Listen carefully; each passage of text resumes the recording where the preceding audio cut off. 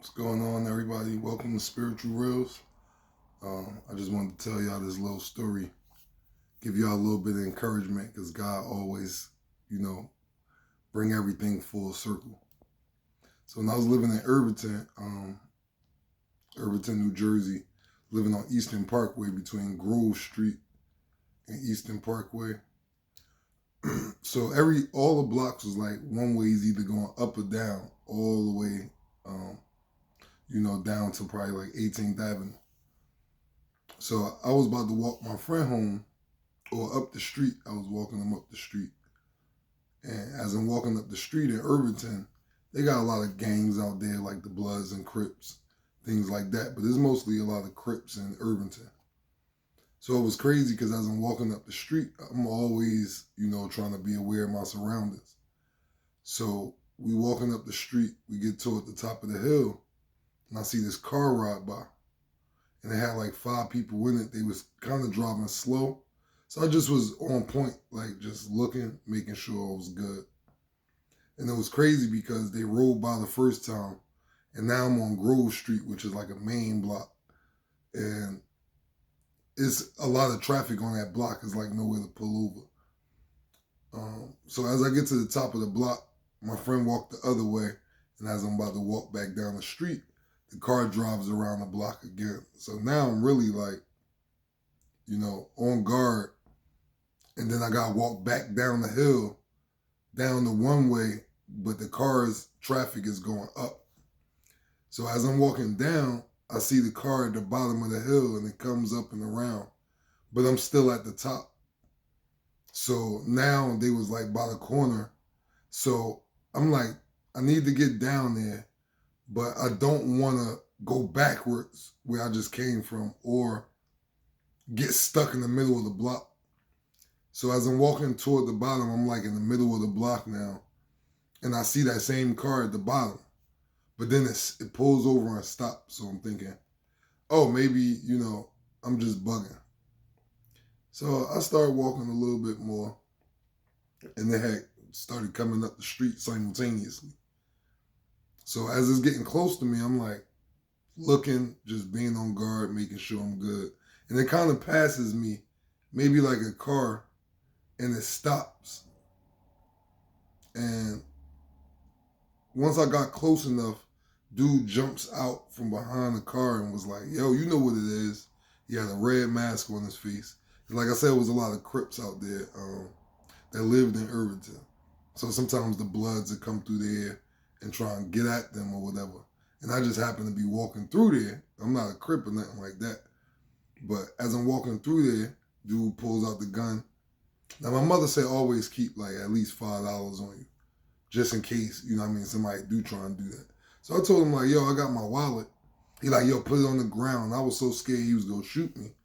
Because back then, like with the MS-13 and the things that was going on, at that time, like people was getting robbed and killed, dealing with the gangs, Bloods, Crips, MS-13, all that. So it was crazy. I give him the wallet, and I had everything else.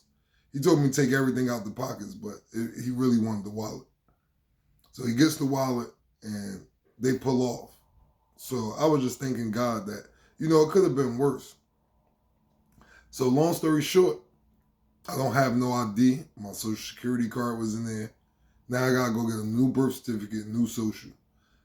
That probably was the easiest part, but at that time they started the 6-point system.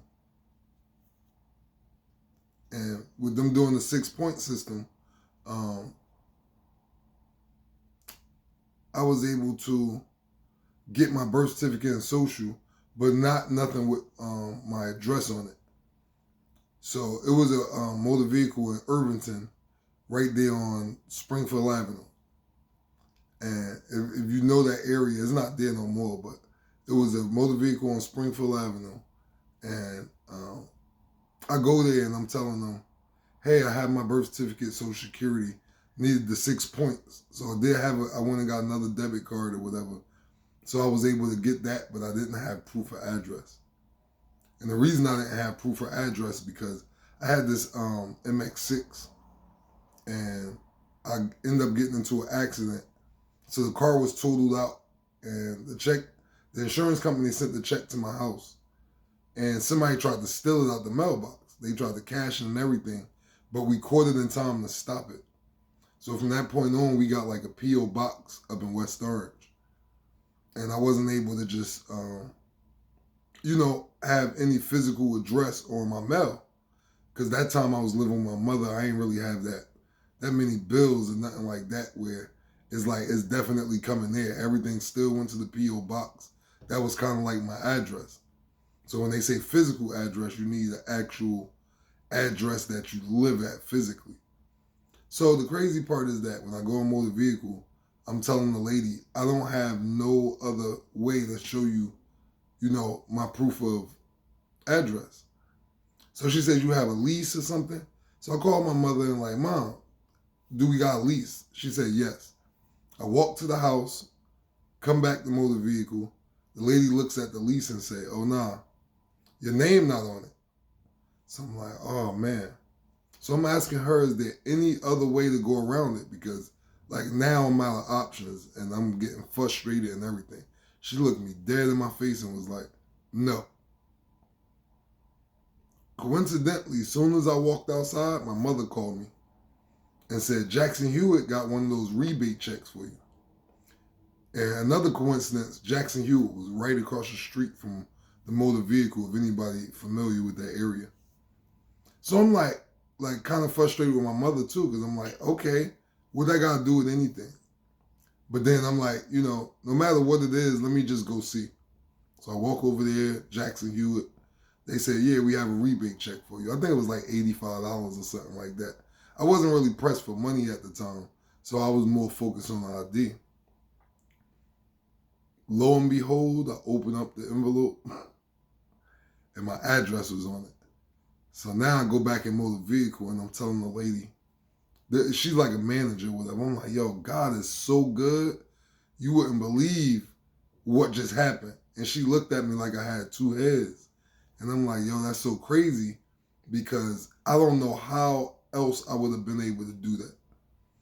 But in those moments, that's when we have the time to take a moment and pray about it, think about it. Because I wanted to black out on that lady.